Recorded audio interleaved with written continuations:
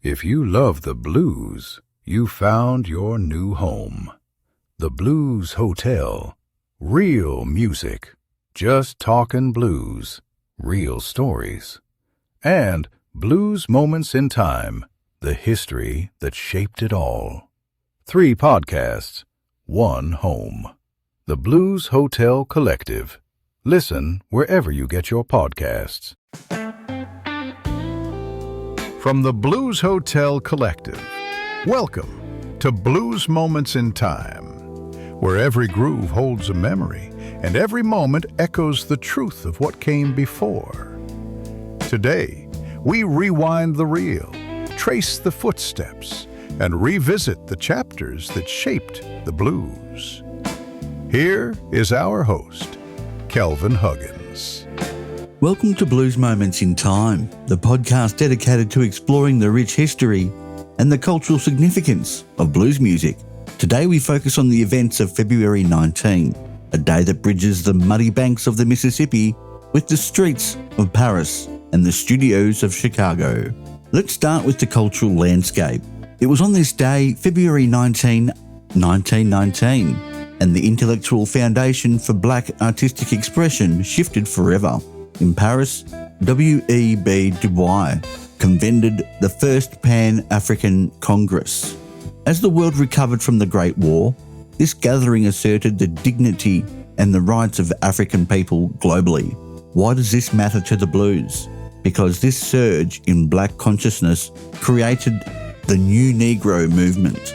It built the audience and the cultural confidence that would just 1 year later allow Mamie Smith to break down the doors of the recording industry.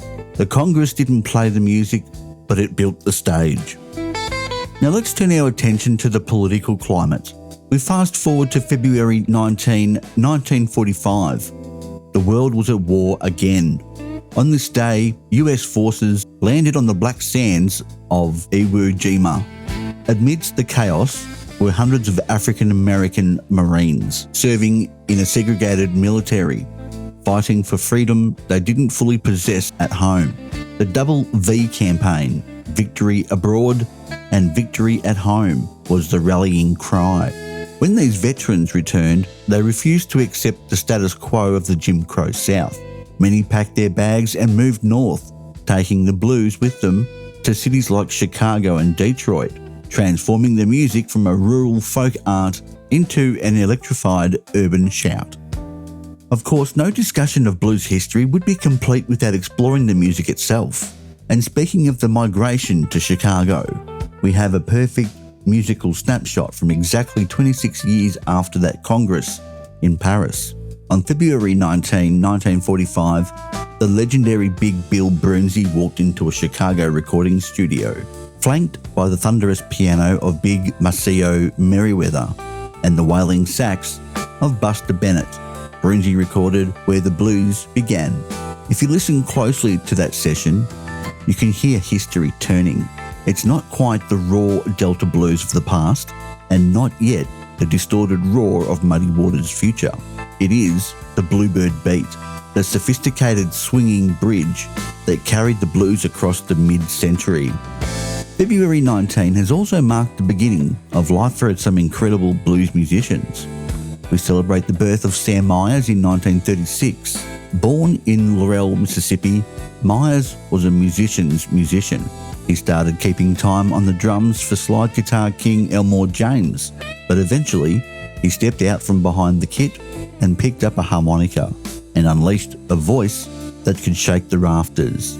He gave us the standard Sleeping in the Ground, a track that reminds us that the blues is often about the simple, stark reality of life and death.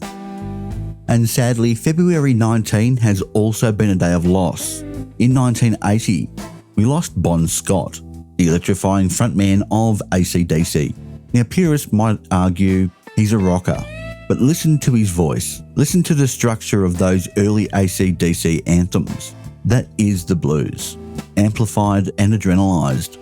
Scott was a disciple of the blues tradition, a shouter in the vein of Howlin' Wolf, who took the 12-bar form and sold it to arenas. His passing was a tragic loss, but his legacy proves just how far the ripples of the blues can travel. And that's all the time that we have for today's episode of Blues Moments in Time.